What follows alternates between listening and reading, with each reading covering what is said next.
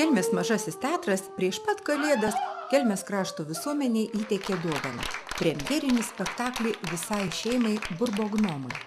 Šį spektaklį pastatė scenarijos autorius ir režisierius, gyvenantis Klaipėdoje ir pasak Kelmės mažojo teatro vadovo Algimanto Ormano, netradiciškai mąstantis, šiuolaikiškas, po visą pasaulį gastroliuojantis Petras Lisauskas.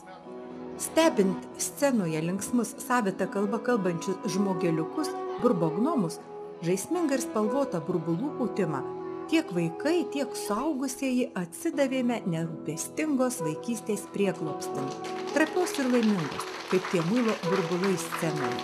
Čia pat sužibantys įvairiaspalvės žiburėliais ir čia pat išsisklaidantys mažučiais vandens lašeliais.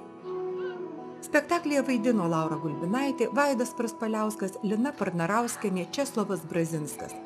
Spektakliui muziką sukūrė Saulius Petreikis, kostiumų autorė Inga Švaistienė.